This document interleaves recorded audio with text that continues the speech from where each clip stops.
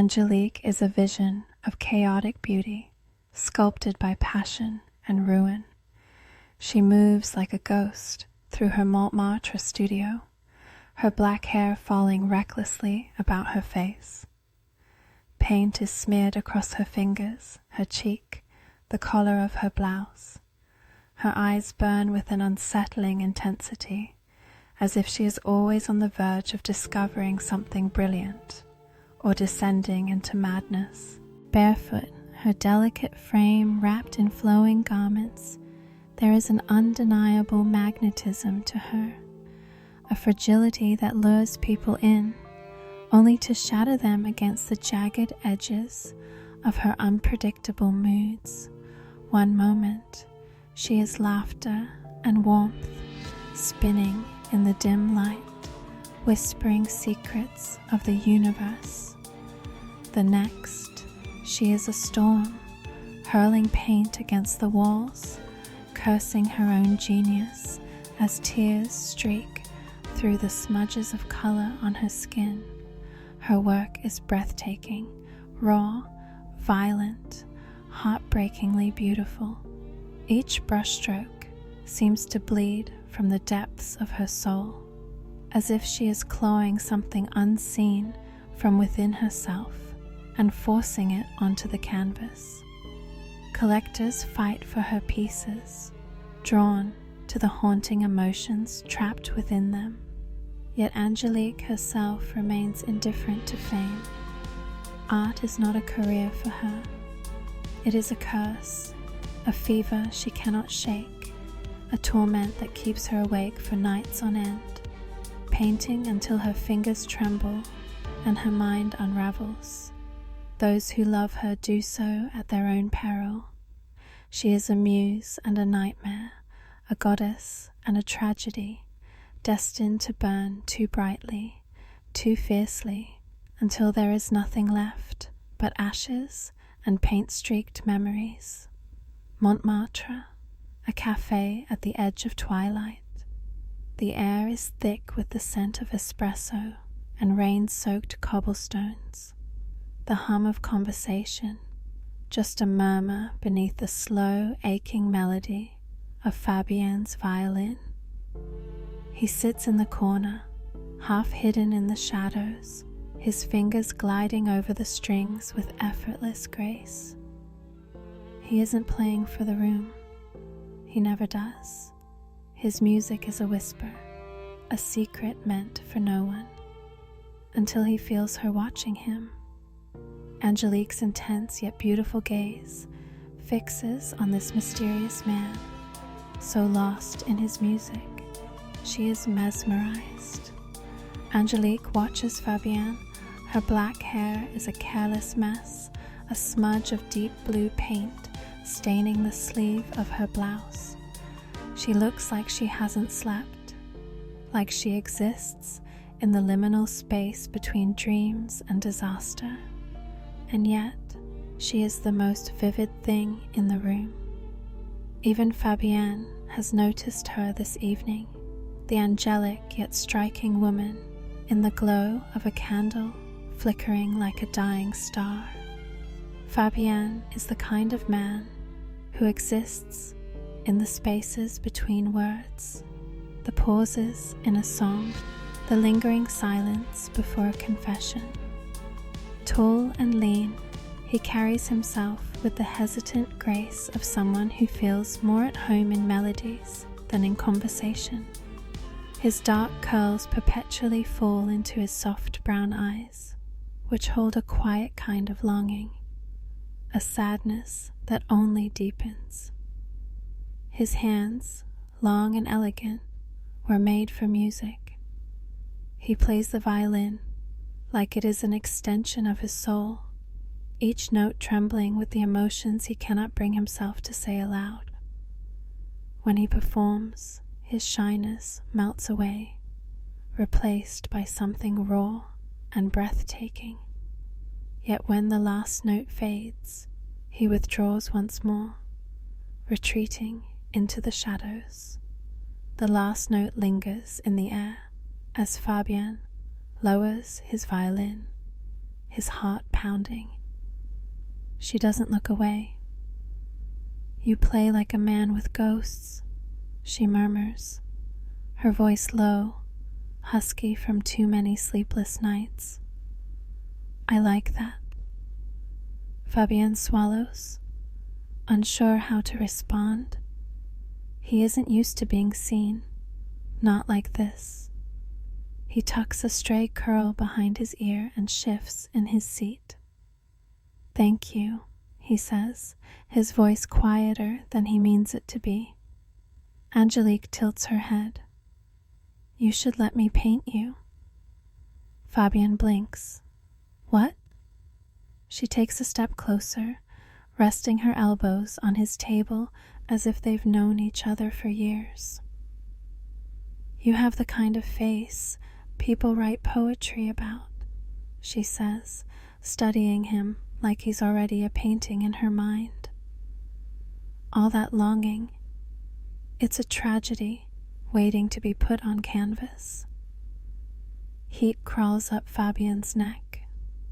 No one has ever looked at him like this before, like he's something worth capturing, worth remembering.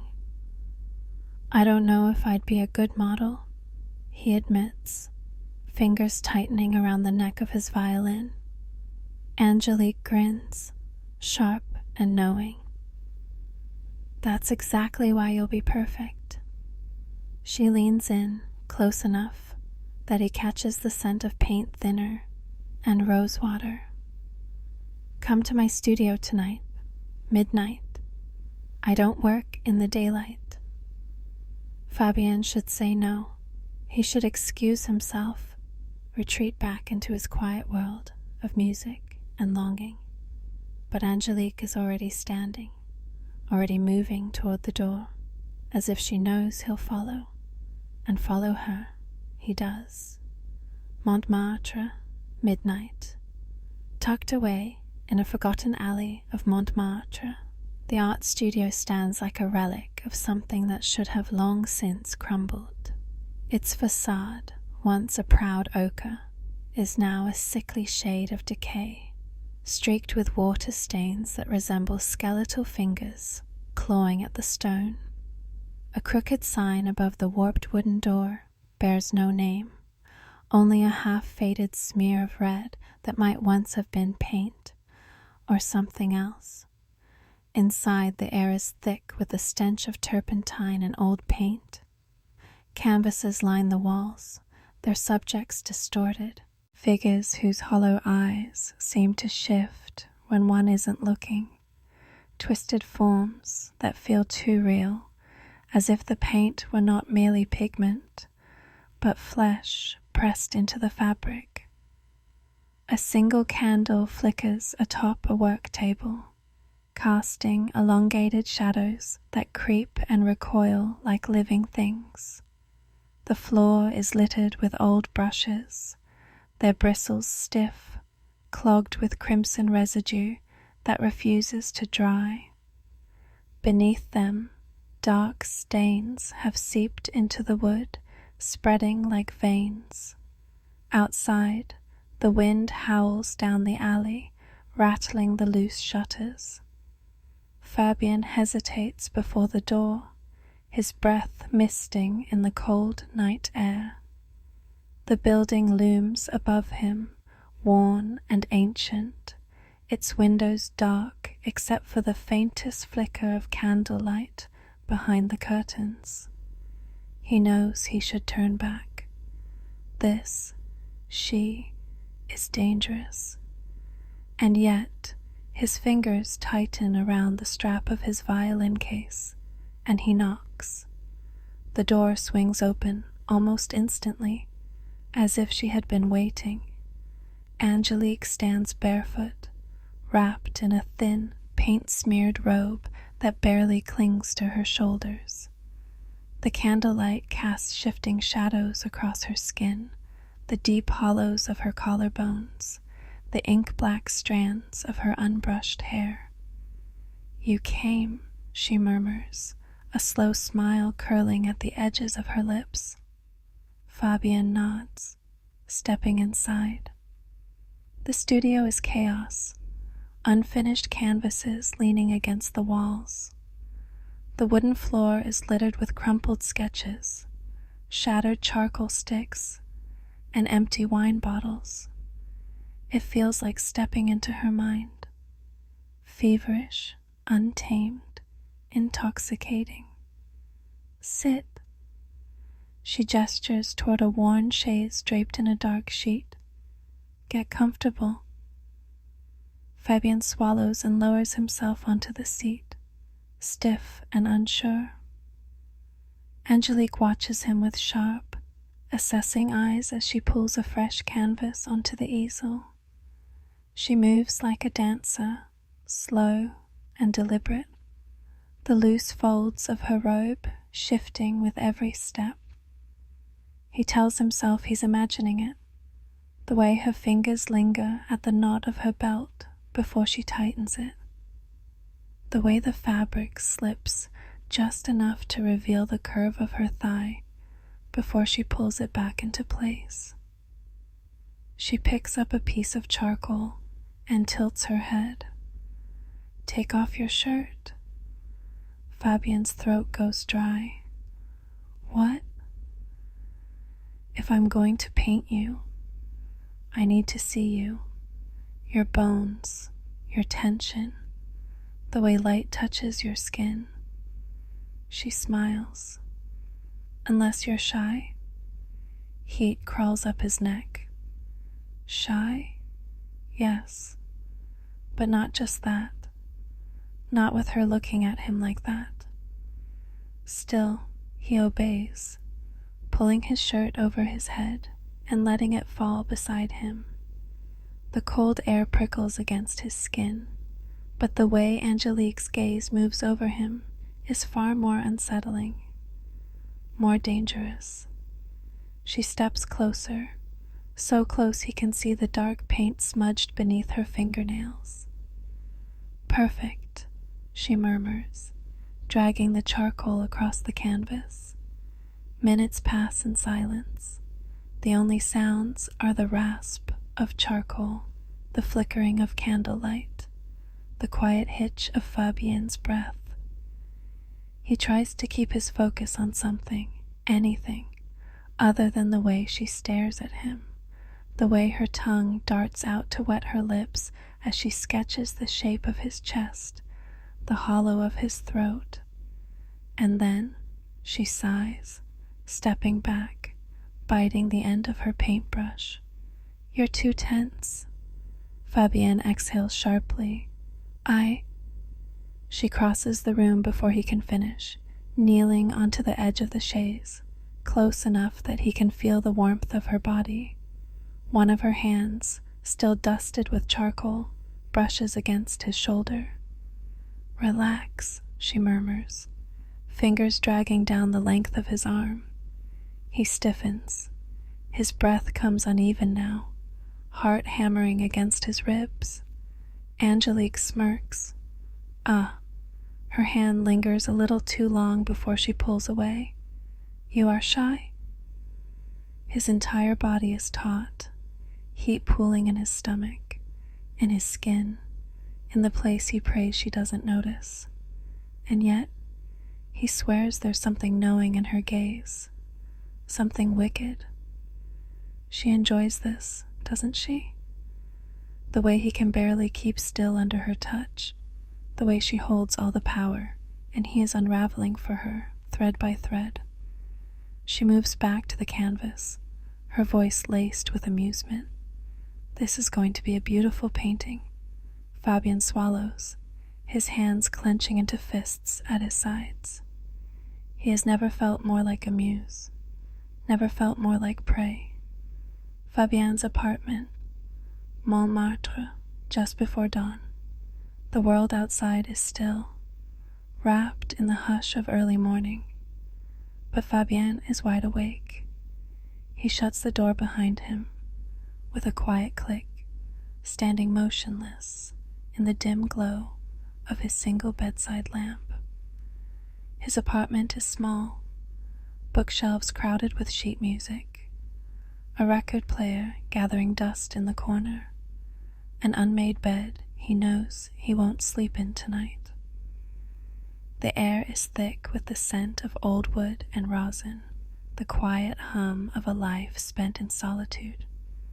But tonight, solitude is not enough to steady him. His heart is still racing, his skin still burning from where she touched him. Angelique.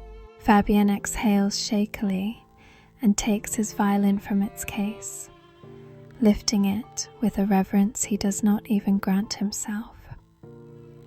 The polished wood is cool beneath his fingertips, grounding him in a way that nothing else can. He draws the bow across the strings, and the first note fills the room, low, trembling, a sigh pulled from the depths of him. He plays to quiet the storm inside him, but the storm bleeds into the music instead. The melody rises, aching and raw, spilling into the silence like a confession he is too afraid to speak.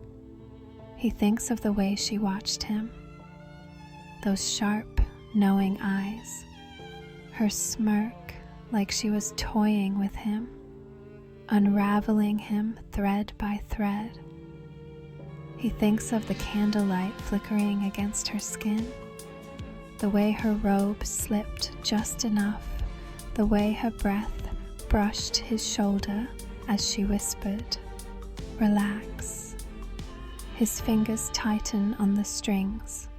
She was testing him, wasn't she? She wanted to see how far she could push before he broke. God help him, he wanted to break for her. The music swells, frantic now, his bow carving desperation into the air. He thinks about her hands, stained with paint, bold and unafraid. He thinks about how they traced the shape of his arm, how she looked at him as if he were already hers. He wanted to tell her, "I am." He wanted to press his lips to the smudges of color on her skin, to see if he would taste oil paint or ruin. But Angelique is a tempest, and Fabien is drowning. The melody collapses into something softer, more yearning, his breathing uneven as he sways with the music. He knows this is dangerous. She is dangerous. She will take everything from him, strip him bare, turn him into something unrecognizable. And yet he cannot stop. The final note lingers, trembling in the silence. He lets it fade, his hands stilling, his pulse hammering beneath his ribs. He presses the violin to his chest and closes his eyes. Angelique owns him, whether she knows it or not. He adores her, though he knows she is a storm he will never tame. She is reckless, unpredictable, a force of nature, while he is steady, constant, a man who loves too deeply and speaks too softly. He writes her songs she will never hear, plays in dimly lit cafes, with the hope that she might wander in, and just once, listen to the way he aches for her. Fabien is not blind to Angelique's destruction. He sees the way she burns, the way she rips herself apart in pursuit of her art. And still, he stays. Even if she never truly sees him, even if she only loves him in the fleeting, fragile way she loves everything, he stays, because to leave would be like cutting the strings of his violin. He would be nothing without her melody. Montmartre, Angelique's studio, somewhere between midnight and madness. Angelique paints like a woman possessed. Her fingers are stained with oil and longing, her brush moving feverishly across the canvas, as if she is trying to capture something impossible. Him, Fabien.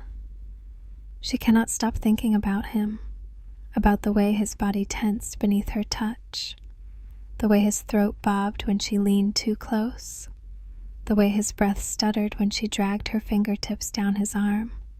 He was trying so hard to stay still, to be good, to be proper. But Angelique saw everything, the heat in his gaze, the way his fingers twitched like he wanted to reach for her, but wouldn't dare. She bites her lip, exhaling sharply as she drags a streak of deep, bruised blue across the canvas. It is the color of his eyes when he looks at her like he's drowning, like she is both his salvation and his undoing. She wants to possess him. Her hand trembles as she works. Shadows and light, flesh and desire, each brushstroke carving him into existence. She paints the sharp planes of his collarbones, the curve of his lips, the tension in his jaw that betrays his restraint. She wonders what he would look like if that restraint shattered, if he let go, if he let her pull him under. The thought makes her breath hitch. She steps back, bare feet brushing against crumpled sketches of him, sketches she made from memory, from obsession. The Fabien in her paintings is never as shy as the real one. Here, he is raw, undone, his eyes dark with need, his hands reaching for her. In this world of paint and fantasy, he is already hers. Angelique swallows, pressing a hand to her chest as if she can still feel the ghost of his presence in the room. She wants to possess him completely, to have him tangled in her sheets, his violin forgotten on the floor, his music replaced by the sound of his voice whispering her name in that quiet, reverent way he speaks.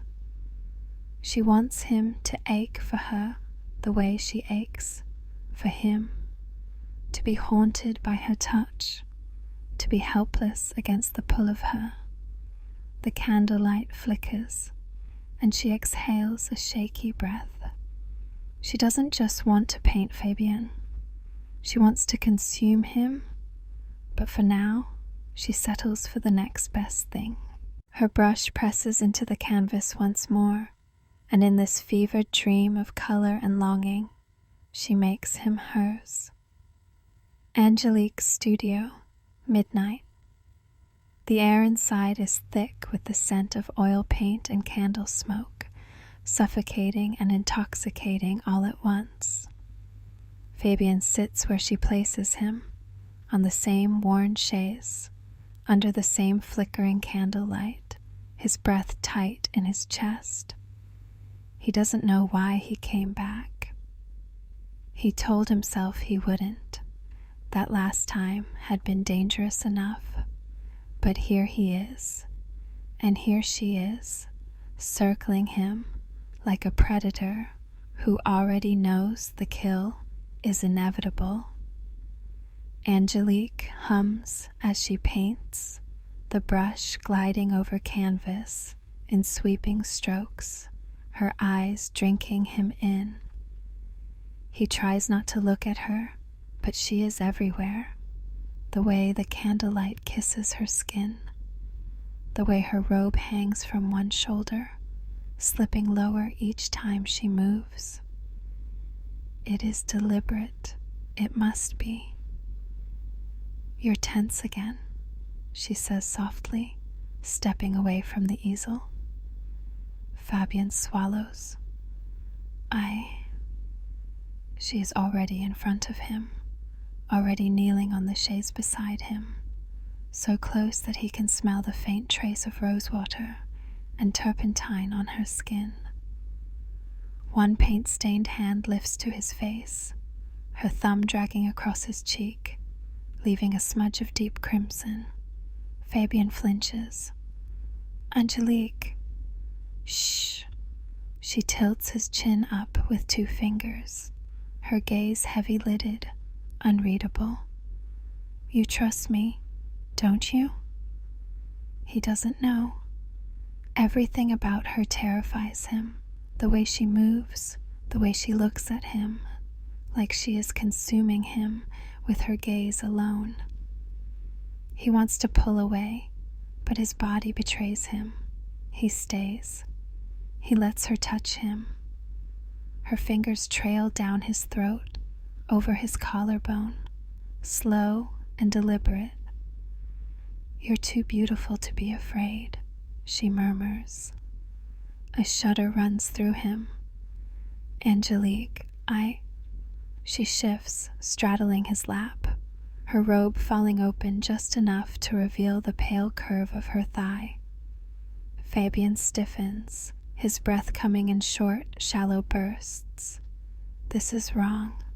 This is. Her fingers graze his lips, silencing the thought. I think you like this, she whispers, even when you're scared. His heart is pounding. She is right. God help him. She is right. He wants her. Even now, even with his fear coiled tight in his stomach, he wants her. The contradiction tears at him. She is light and darkness, angel and demon, salvation and ruin, wrapped in the same breathtaking form. You do like this, she breathes, leaning in, her lips inches from his. Fabian clenches his fists, his whole body trembling. His voice is hoarse. You're playing with me. A slow, wicked smile curves her lips. What if I am? His breath hitches.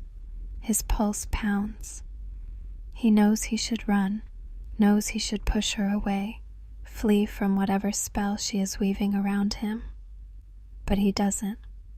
Instead, he lets his head fall back against the chaise, his throat bared, his surrender complete. And Angelique, victorious, only smiles. Bring your violin next time, she commands Angelique's studio, a night that will never end. The violin's song fills the space like a ghost, its sorrowful notes curling through the candlelit studio, wrapping around Angelique like a lover's whisper.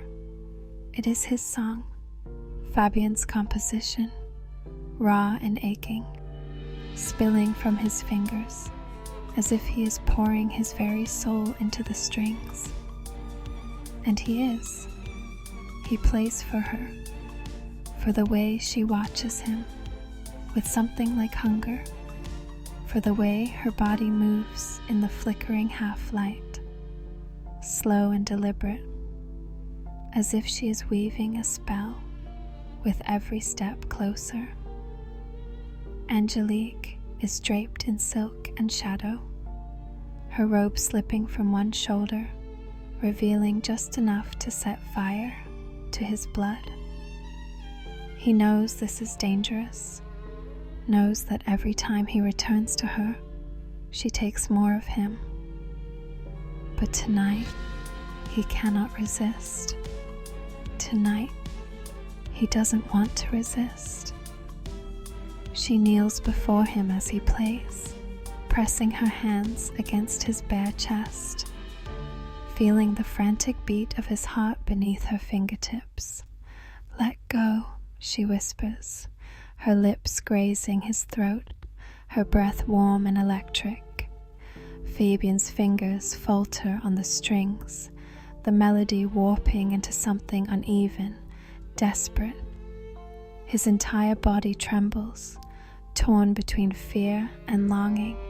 She is consuming him, her hands, her scent, her voice, the pull of her gaze.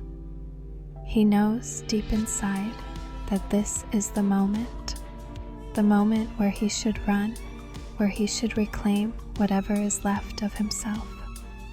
But Angelique tilts his chin up, locking eyes with him, and in her gaze he sees eternity, and he is lost. The violin slips from his grasp, falling to the floor with a soft thud. She guides him back, pressing him down onto the chaise, her fingers tracing the lines of his face, as if memorizing every detail before he is gone. His breath shudders, his lips part, but she presses a finger against them. "Shh," she murmurs, "you are mine now." He wants to protest, but the world is slipping. His body grows heavy, his limbs tingling as if dissolving into something softer, something unreal.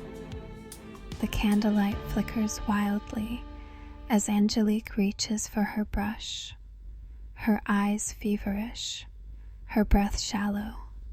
She paints, swiftly, hungrily, each stroke pulling the warmth from his skin, the light from his eyes, the music from his soul.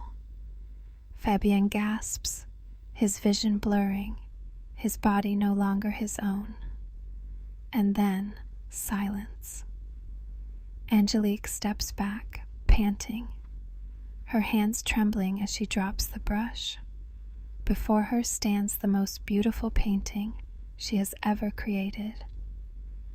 Fabien, forever frozen in oil and color, his body reclining in the chaise, his expression one of quiet surrender. His eyes are filled with that same longing, that same sadness, as if he knows he has been taken, but does not regret it. A tear slips down Angelique's cheek. Behind her, the violin plays again, though no one holds it.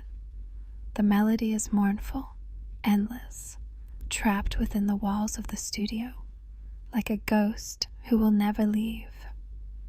Angelique presses a kiss to her fingers and touches the painting, whispering, "You are perfect now, mon amour." And the violin sings on.